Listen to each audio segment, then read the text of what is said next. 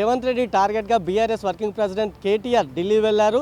బాధితులతో కలిసి లఘుచర్ల ఘటనపై SC ST కమిషన్తో పాటు మహిళా మానవ హక్కుల కమిషన్లకు ఆయన ఫిర్యాదు చేయనున్నారు. ఇక ఆ తర్వాత మధ్యాహ్నం 3 గంటలకు ఢిల్లీలోని కాన్స్టిట్యూషన్ క్లబ్లో లఘుచర్ల ఘటనపై కేటీఆర్ ప్రజెంటేషన్ ఇవ్వనున్నారు. ఇక వారం క్రితమే కేటీఆర్ ఢిల్లీ వెళ్ళొచ్చారు.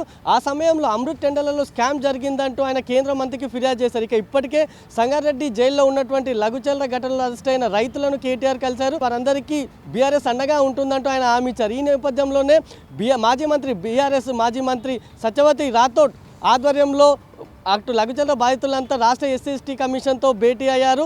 వారికి ప్రభుత్వం తమ నుంచి బలవంతంగా భూములు లాక్కుంటుందంటూ కమిషన్కు ఫిర్యాదు చేశారు. ఇక ఈ నేపథ్యంలో అటు కమిషన్ కూడా నివేదిక అందించాలంటూ అధికారులను ఆదేశించింది. ఇక అయితే ఈ సమస్యను జాతీయ స్థాయిలో తీసుకెళ్లాలని బీఆర్ఎస్ నిర్ణయించింది.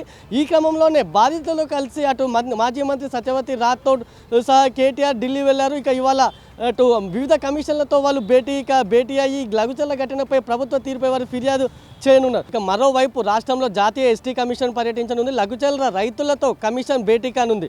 అయితే లఘుచర్ల ఘటనపై సమగ్ర విచారణ జరపాలంటూ ప్రజా సంఘాలు రైతులు ఇచ్చిన ఫిర్యాదుతో కమిషన్ సభ్యులు జాటోతు హుస్సేన్ ఇవాళ రాష్ట్రంలో పర్యటిస్తున్నారు. మధ్యాహ్నం 12 గంటలకైనా లఘుచర్ల రైతులతో సమావేశమై ఆయన వారి సమస్యను తెలుసుకుంటారు. ఆ తర్వాత నేరుగా అక్కడి నుండి సంగారెడ్డి జైలుకు వెళ్తారు. జైల్లో ఉన్నటువంటి రైతులతో సమావేశమై ఘటనపై ఆయన ఆరా తీస్తారు. ఇక లఘుచర్ల అధికారుల దాడి ఘటనపై పోలీసులు దర్యాప్తు ముమ్మరం చేశారు. ఇప్పటికే ఈ ఘటనలో 25 మందిని అరెస్ట్ చేసి రిమాండ్కి తరలించారు. మాజీ ఎమ్మెల్యే పట్నం నరేందర్ రెడ్డి సహా మిగతా వారిని పోలీసులు అరెస్ట్ చేసి రిమాండ్కి తరలించారు. అయితే కీలక సూత్రధారిగా భావిస్తున్నటువంటి సురేష్ రాజ్ మాత్రం ఇంకా పరారీలోనే ఉన్నారు. అతడు దొరికితే ఈ కేసు కొలిక్కి వచ్చే అవకాశం ఉందని పోలీసులు భావిస్తున్నారు.